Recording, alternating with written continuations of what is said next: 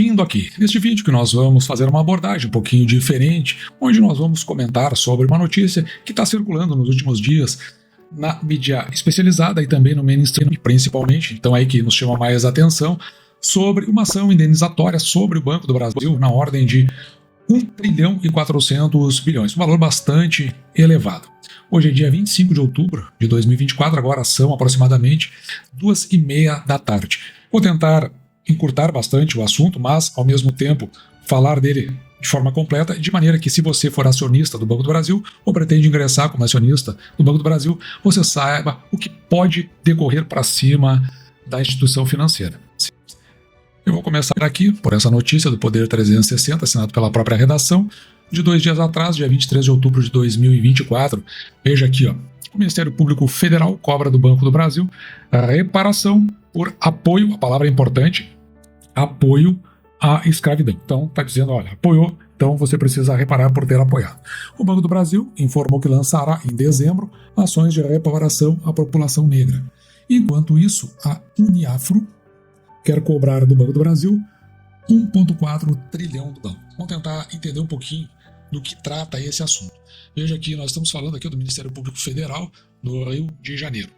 Essa medida que eles estão ingressando funcionaria como uma indenização por conta da instituição ter apoiado a escravidão no Brasil no século XIX. Portanto, está andando 2 séculos para trás para tentar buscar essa indenização. Já a Uniafro, ela apresentou um documento elaborado em março deste ano que quer cobrar 1,4 trilhão do Banco do Brasil pela participação. Segundo esse estudo, a participação da instituição no tráfico de escravos. Então, a Uniafro está dizendo que o Banco do Brasil teve participação, enquanto que o Ministério Público Federal fala em apoio, a Uniafro fala em participação.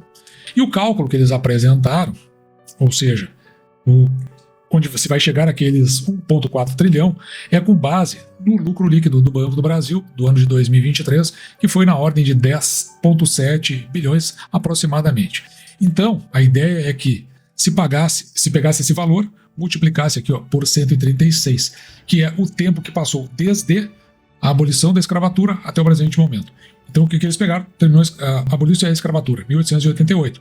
Então, de lá para cá, começa a contar os anos, pega 10,6 bilhão, multiplica por esse valor e vai chegar no 1,4 trilhão, que é o valor indenizatório pleiteado. A atuação do Ministério Público Federal faz parte de um inquérito que foi aberto contra o Banco do Brasil em setembro de 2023. A investigação ela é baseada no estudo de 14 pesquisadores de universidades brasileiras e americanas, onde no estudo ali eles vão mostrar que há uma ligação entre o Banco do Brasil e o processo de tráfico negreiro. O estudo é um PDF que eles apontam aqui. Então nós vamos dar uma olhada nesse documento. Então, eu já fiz a leitura, fiz uma série de apontamentos sobre o documento e vou fazer algumas observações aqui que eu achei relevante.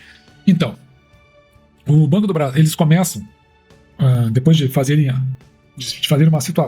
se posicionarem em relação ao assunto, ou seja, se situarem dentro do contexto, eles trazem para cá uma das frases do Banco do Brasil, cuidando do futuro com responsabilidade e cultivando há mais de 200 anos o valor dessa relação que temos com os brasileiros. Então eles partem do princípio dessa frase aí, que no seu discurso institucional, eles constroem uma linearidade, o próprio banco, entre o Banco do Brasil, criado em 1808, e a instituição que nós encontramos em funcionamento nos nossos dias. Então, o que eles estão dizendo é o seguinte: bom, se tu está usando isso na tua propaganda, significa que tu está dizendo que tu existe desde 1888. Lembrando que o Banco do Brasil, em 1888, foi criado pelo Dom João VI, quando ele veio de Portugal aqui para o Brasil, e onde iniciou, porque a gente tinha o Reino de Portugal. Se criou então o Reino Unido de Portugal, onde o Brasil agora de fato era parte do reino, e logo depois então foi transformado num império, depois principalmente da partida do Dom João VI.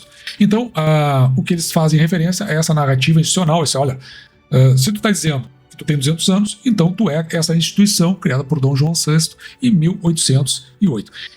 Esse é o ponto de partida de toda essa conversação. Veja aqui, eles apontam ainda que a escravidão e o comércio negreiro financiavam a instituição do banco, também de maneira indireta por meio de subscrições. Então, o que ele está dizendo aqui é o seguinte, né, que aqueles que são participantes do banco, eles justamente faziam parte da composição do banco, principalmente a composição acionária, cujo recurso advinha do tráfico negreiro. Então veja aqui, olha só esse parágrafo aqui, ó. A associação entre o primeiro banco, então ele está dizendo que existiu o primeiro banco, e a escravidão se dera também de outra forma, menos evidente, além... A inteligência artificial me interrompendo. Bom, mas enfim, então uma outra forma, menos evidente, que os impostos e as subscrições, porque oculta na natureza da própria instituição o financiamento das despesas públicas e da administração joanina, por causa do João VI, né, no Brasil. Mas acho que o importante aqui, ó, é que ele faz referência a um primeiro banco do Brasil. É isso que ele está dizendo. E a gente precisa entender por que ele está dizendo isso. Ele chama aqui de primeiro banco do Brasil, ou eles, né, na verdade não é ele, são vários pesquisadores. O primeiro banco do Brasil acabou liquidado 20 anos após a sua fundação, em meio ao prejuízo causado pelo retorno do rei Dom João VI para Lisboa. Então, veja que esse banco que eles estão se referindo aí, de 1808, ele acabou sendo liquidado justamente porque ele teve prejuízo. Então não foi adiante, encerrou essa instituição. Não é mais dessa instituição que nós, pelo menos, deveríamos estar falando a partir de agora.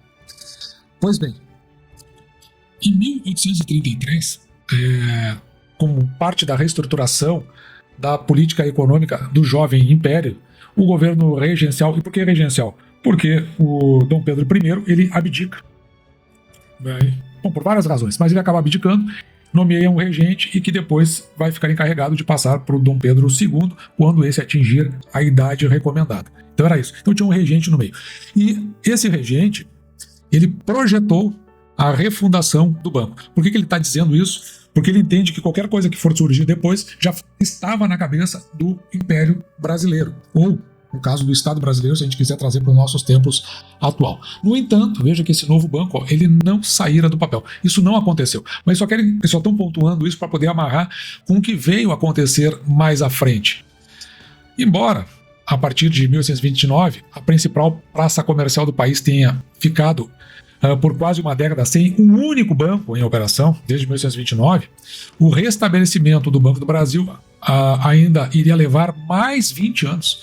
Então veja, se de 1829 em diante não tinha uma praça comercial, coloca mais 20 anos, então só se pensaria nessa hipótese em 1849, portanto. E aqui, né, eles dizem, este ato não fez arrefecer a centralidade da escravidão como elemento de aceleração da sustentação da circulação de crédito. Tá, tudo bem, mas o banco não existe. Não tem, ele já faliu, já não está mais. Então, ainda que exista esse crédito, será que esse crédito seria imputado a um futuro Banco do Brasil? Será que é isso que eles estão tentando amarrar? O renascimento bancário da segunda metade do século XIX, então, segunda metade é depois de 1850.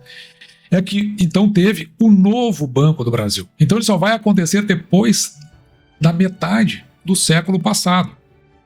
Será que esse banco também estava vinculado com a questão negreira? E aqui eles vão contar uma história de várias pessoas que faziam parte ali para a composição, eram traficantes de escravos, como é que eles faziam e como é que se davam as operações de crédito. Então eles vêm contando essa história que nesse momento não me pareceu relevante, pelo menos. Mas aqui sim, aqui me parece relevante. Ó. Um novo Banco do Brasil foi criado em 1853. É outro banco agora. Como resultado da fusão entre os dois maiores bancos emissores da corte. E que bancos eram esses? O Banco Comercial do Rio de Janeiro, que foi fundado em 1838, e um outro banco do Brasil. Quando eles estão falando lá que havia toda aquela questão ainda de tráfico negreiro e também a composição dos créditos, eles... Nesse texto aí, eles não amarram com o Banco Comercial do Rio de Janeiro, mas eles querem dar a entender, bom, não era o Banco do Brasil, mas tinham outros aí que faziam alguma coisa. É isso que eles estão tentando dizer, mas, na verdade, não tem nenhum documento aqui que faça essa vinculação. Então, o novo Banco do Brasil, ele veio da junção do Banco Comercial do Rio de Janeiro, fundado em 1838, e outro Banco do Brasil, esse de propriedade do futuro Barão de Mauá, que foi fundado em 1851. Então, o Barão de Mauá criou um banco, chamou de Banco do Brasil, outro banco, outra instituição, Ele criou em 1851, em 1853, então ele se funde com o Banco Comercial do Rio de Janeiro, e aí nasce o Banco do Brasil.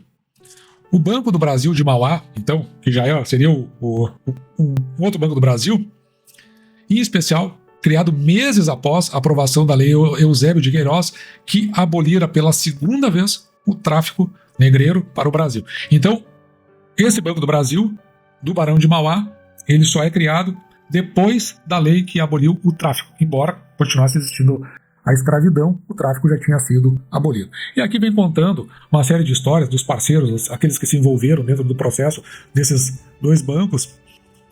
Conta a história de cada um. Né? E aí a gente chega a um ponto aqui que me parece, então, né, volta a ser relevante. Porque o Banco Comercial do Rio de Janeiro, ele foi citado lá anteriormente, quando eu chamei, e depois, nesse documento, é a segunda vez que aparece, dizendo aqui que deu origem ao Banco do Brasil em 1853, comprovando que, pelo menos nesse documento, eles não ligaram o Banco Comercial do Rio de Janeiro com o tráfico negreiro. E aí eles abrem novas possibilidades de pesquisa. Mas aqui, o que eles trazem aqui é a existência de grande quantidade de fontes ainda não analisadas sobre envolvimento do Banco do Brasil com o tráfico de escravos e os negócios da escravidão no país, para além da já comprovada, segundo eles, a participação de notórios traficantes. Até acho que sim, acho não, tenho certeza.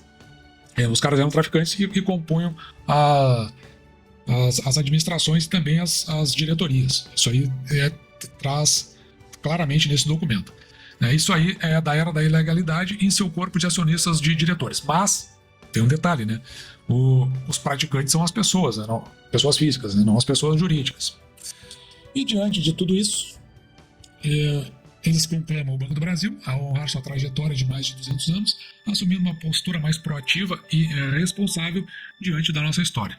É vital que a instituição apoie ativamente pesquisas e iniciativas que ajudem a revelar de maneira abrangente os legados da escravidão no nosso país. Então, lá no final das contas, o que eles estão dizendo é o seguinte: tá bem, esses caras faziam parte da diretoria, muitos deles, não todos, né, eram traficantes de escravo, muitos ilegais, inclusive, e o que a gente entende aqui que seria uma forma, o que eles estão entendendo como forma de reparação?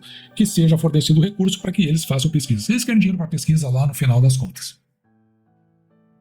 Então nós vimos o documento, nós vimos a história, agora chegamos então para ver se nós concluímos o que tem aqui na matéria. Então veja só, os pesquisadores dizem que havia vínculo direto entre os traficantes e o capital diretamente investido nas ações do banco. É mais ou menos aquilo, né? Na composição acionária, alguns que faziam parte eram traficantes de escravos. Então o MP emitiu ao Banco Estatal e ao Ministério da Igualdade Racial recomendações para que fossem indicados recursos específicos para ações de reparação. As ações que estão lá naquele documento original é esse, né, voltado para a pesquisa. A gente ainda não teve indicações concretas dessas medidas, é o que está dizendo o procurador responsável por esse processo. Então eles estão dando mais uma pressionada. Pô, até agora vocês não fizeram nada.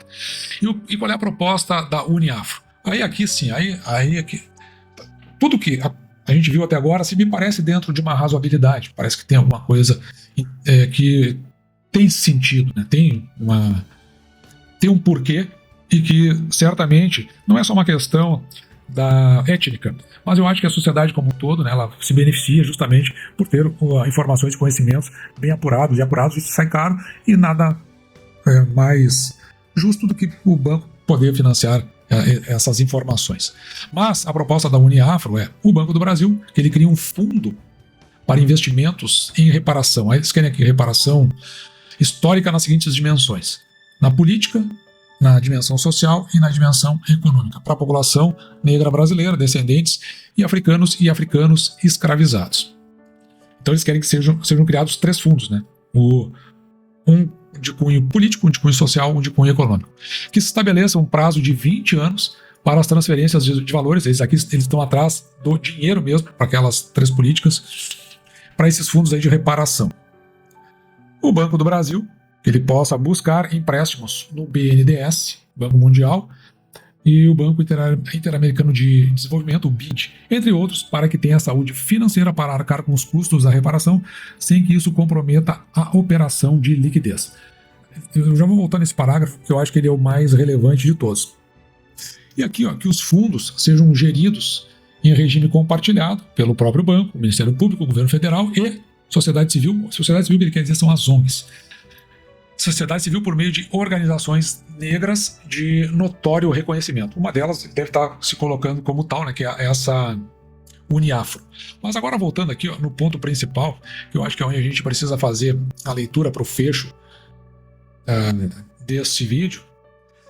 Veja, a nossa projeção para o lucro líquido deste ano de 2024 está aqui, ó, 36 mil a mais, 6 bilhões, 36 bilhões, né? 6 bilhões a mais do que o ano passado, então seria 30% desse valor. Mas aqui, ó, o patrimônio líquido do Banco do Brasil, no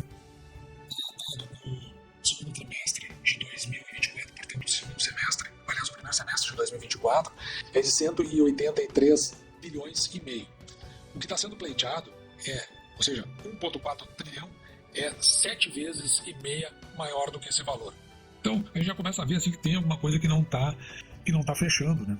Pelo menos nessa conta. Isso para ser pago em 20 anos. Ou seja, se você for pagar isso em 20 anos, digamos que seja em torno daqueles 10 bilhões que nós vimos agora há pouco.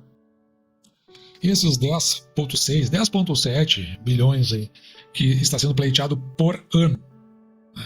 Então, veja que se nós considerarmos isso em 20 anos, 10,7 vezes 20, nós estaríamos falando, aqui tem que dividir por, não saiu a vírgula, vamos dividir por 10 aqui, estaríamos falando de 214 bilhões. Como o valor pleiteado é 1,4 trilhão, faltaria ainda, para completar esses 20 anos, mais quase 1,2 trilhão.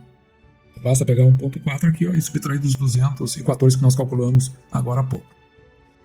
E esses valores se buscaria aqui, ó, por empréstimos no BNDES, Banco Mundial, Banco Interamericano, entre outros, certo? E, bom, além do... Vamos supor, né, que nós fôssemos pagar, o que o banco viesse a pagar esse valor em 20 anos. Em 20 anos, nós estamos falando de 240 meses. Vamos dividir isso aqui por 240 para ver o que se pagaria por mês em termos de empréstimo.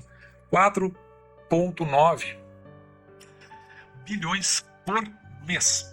Se nós multiplicarmos isso aqui por 12, que é o resultado de um ano, veja, a gente viu o lucro líquido de 36. Então aqui está 59 menos 36, ou seja, 23 bilhões a mais sobre o lucro líquido do Banco do Brasil. Então, é uma proposta, assim, para não dizer infantil, né? É uma proposta boba, é algo impagável. Se você liquidar o banco, ou seja, seria a segunda vez que o banco seria liquidado, né? Segunda vez não, seria a segunda vez que um banco do Brasil seria liquidado, você terminaria com o banco, não indenizaria as pessoas e, no geral, seria uma proposição ruim para todo mundo. Mas a gente sabe que o nosso país ele anda muito esquisito. Veja nessa notícia aqui na Folha de São Paulo, assinada por Ana Pompeu, do dia 15 de outubro de 2024. O STJ, Superior Tribunal de Justiça, manda a família de Paulo Henrique Amorim pagar indenização a Gilmar Mendes. Talvez isso passe desapercebido por você, mas a ordem é para que a família pague a indenização. A Corte reverteu decisão do Tribunal de Justiça, do Distrito Federal. O Tribunal de Justiça é o Tribunal de segunda instância. O STJ seria a terceira instância. Então, além deles mudarem a decisão, eles aumentaram o valor para evitar que membros do judiciário sejam ofendidos. Então aqui eu vou dar uma explicação para você. Você entra com ação na primeira instância. Então, lá teve uma decisão. Na segunda instância, que é a parte revisora da nossa escada judicial, porque é necessário que existam órgãos revisores dentro de um país que se diga democrático. Então, o Tribunal de Justiça ele existe para revisar do ponto de vista do mérito. Quando que uma ação deveria chegar ao Superior Tribunal de Justiça? Para revisão processual. Então, já não se entraria mais no mérito. E o Brasil é um país esquisito, estranho, épocas estranhas. E o que acontece? Eles entraram no mérito, revisaram o mérito e ainda aumentaram o valor a ser pago.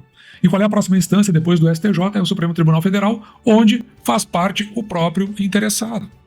Então, quer dizer, e no caso da quarta instância, que é o Supremo Tribunal Federal, deveria só avaliar do ponto de vista constitucional. Então, Lá em cima constitucional, abaixo processual, depois uma revisão do mérito e o mérito na primeira instância. E a gente vê o mérito é mudado na terceira instância, onde não deveria. Então, e outra, aconteceu uma coisa absurda, a meu ver aqui.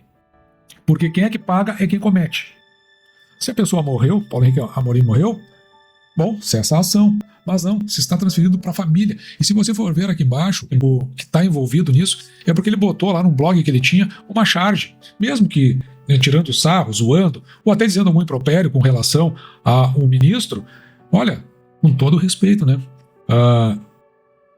Vamos dizer que o jornalista ele teria uma prerrogativa. Claro, se tiver uma coisa muito ofensiva, entra na primeira instância, perdeu na segunda, vamos olhar o processo, mas não, reverter e piorar a pena e mais, o sujeito morreu, foi quem praticou. Você estende para a família, ou seja, vai pagar aquele que não tem absolutamente nada a ver com o processo. São coisas do nosso país e os momentos, os dias estranhos que nós estamos vivendo. E daí a dificuldade de fazer qualquer prospecção em relação ao que vai sair disso. Me parece que vai haver uma indenização, uma devida indenização, mas dentro daqueles parâmetros que foram pleiteados lá na original. O que está sendo colocado por essa Afro... Não é o nome dela? Tive que ir lá buscar o nome. A Uniafro, para mim, isso é uma coisa totalmente inexequível e descabida. Pode até ser que às vezes se jogue muito alto para tentar tirar alguma coisa mais relevante. Isso também acontece. Mas não me parece que esse seja o caminho. O caminho está mais justamente por as medidas que o próprio Banco do Brasil está propondo como caráter reparatório. Mas, como a gente viu, né, o Brasil ele vive momentos muito estranhos. Que pode sair dessa cartola, sabe-se lá. Bom, mas dito isso, eu vou ficando por aqui. Espero que você tenha gostado. Me despeço de você, desejando que você fique com Deus e deixando como sempre meu grande abraço.